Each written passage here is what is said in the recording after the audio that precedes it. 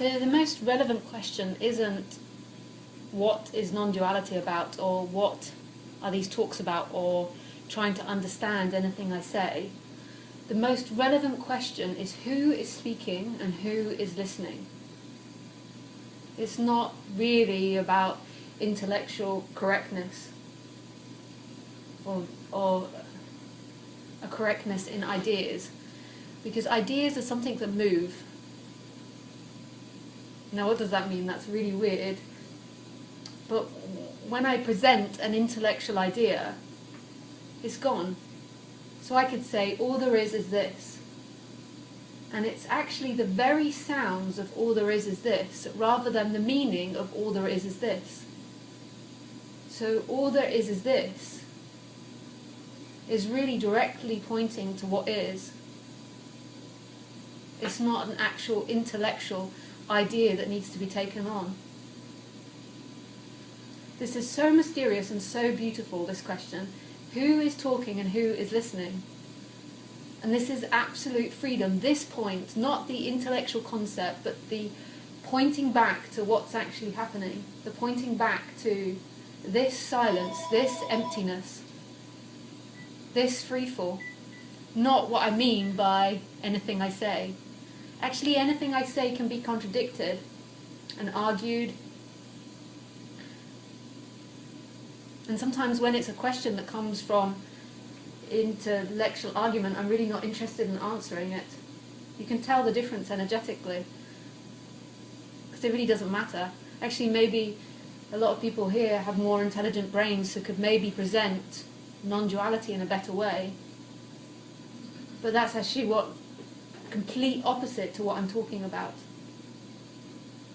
You could say this in the most poetic or correct language, or nearest language, but actually what I'm pointing to is the direct stillness or emptiness that's already here, which everything is. That's it actually, everything is. But I'm going to say appearing from because it's slightly easier. So these sounds to a mind might look like they're coming from Lisa, or coming from time, or coming from a body. But when that mind begins to crumble, actually these sounds are coming from emptiness, or everything. They both mean the same thing, everything and emptiness. That's crazy. That's so crazy and so beautiful, because if that's the way it is, it's not even if, there's no doubt here, then this is not a divided reality. And if this isn't a divided reality, then every sound, every sight, every touch, every sensation possible, every thought, every feeling, is you knowing yourself. Not an intellectual knowing yourself, but by its very appearance is you knowing itself. Wow. Can you guys hear at the back? Good. Yeah? It comes through? It does. Loud and clear.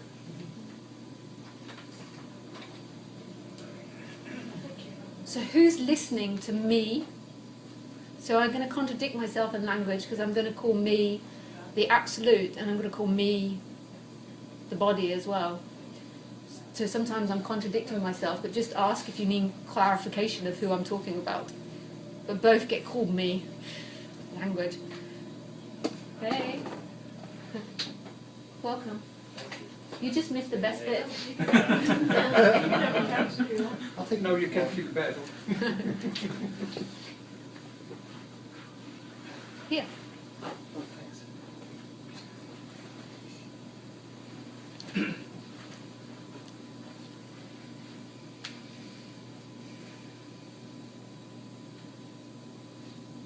So who hears these sounds? Who sees the movement? This is directly pointing to that nobody is experiencing this. There is not somebody experiencing life. If there's somebody experiencing life, then this is a divided world. But your true nature is that stillness that everything appears in, not the movement of the character. Although in this apparent world, it's seen through the character is used as a porthole to see this. It's used as the goggles into seeing this reality, as if you've got goggles on underwater or something, or light goggles, or night goggles. But it's not who you are, the character. The character is something that is changing and moving in this. The character is who you are in the sense of everything is who you are, but it's not your limitation, it's not your container. Who you are is the stillness that everything appears from. Who you are is that which never dies, which is always here, and everything is moving in. And it's even more intimate than moving in. Everything is that. Oh well. You can't have it moving in it, but we just say that. What would it be moving in?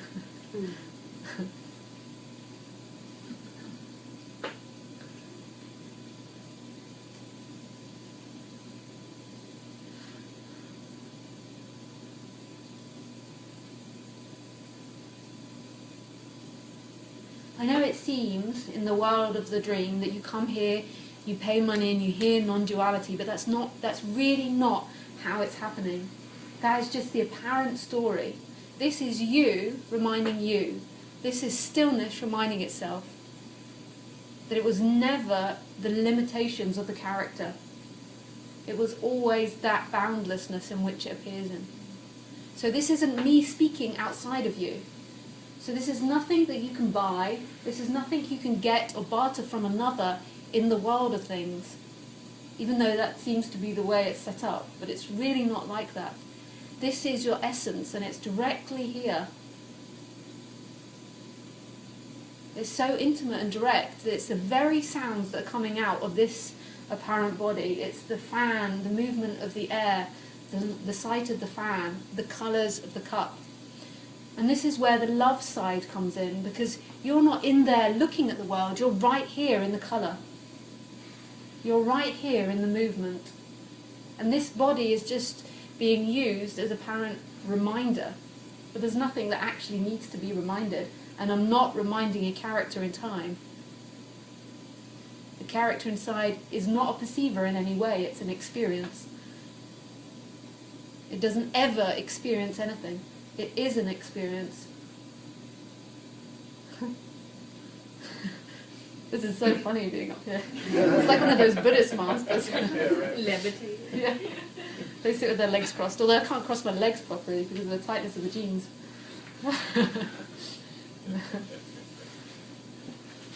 Oh. Ooh.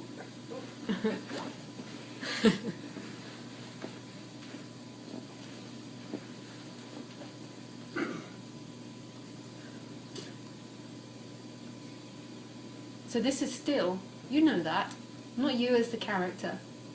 This is empty and so full and in love because of its intimacy. But you know this because it is you, but not you as anything you imagine.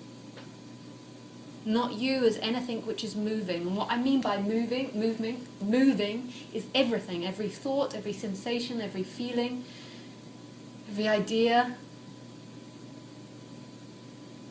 emotion.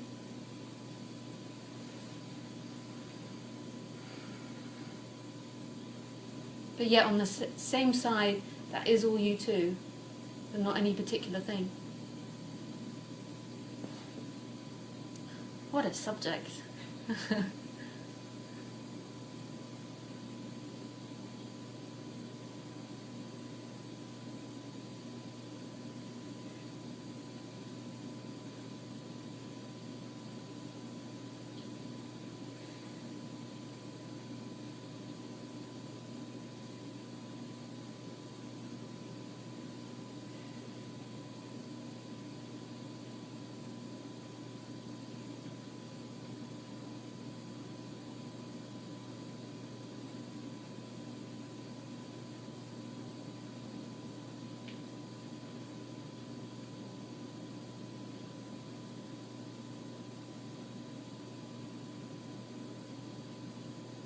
This isn't about improving the character or stopping problems. Problems are such a natural part of this movement, or making anything perfect.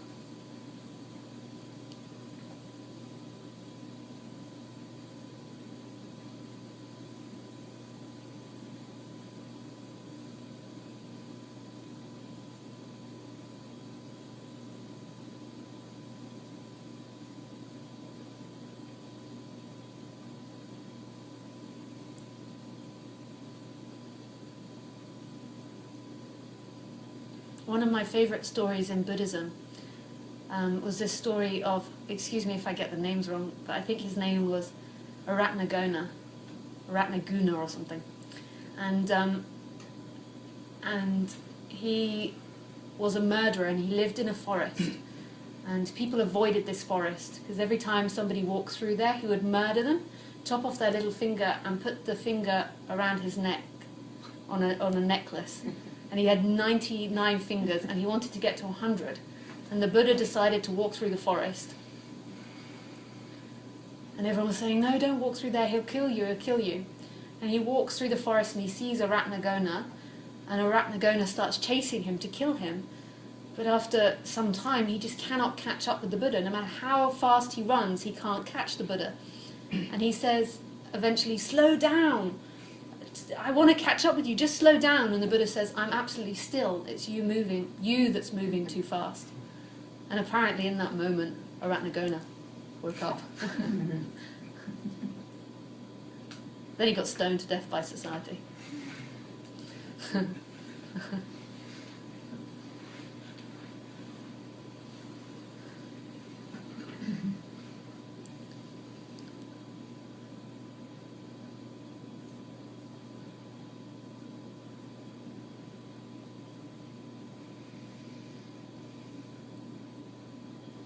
I never got that. I used to think that was a stupid story.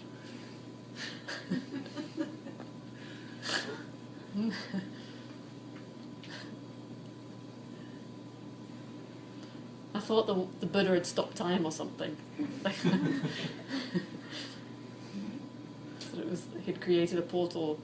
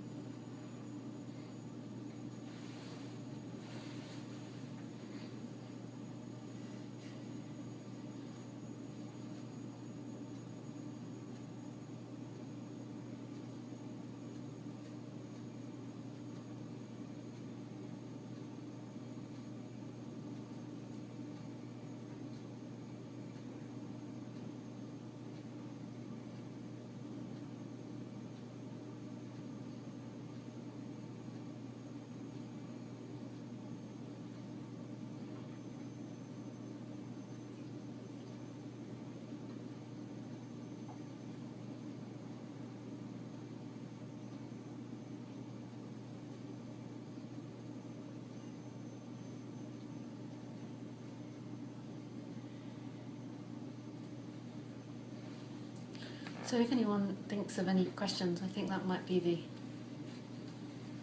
end of the introduction, but maybe more will come.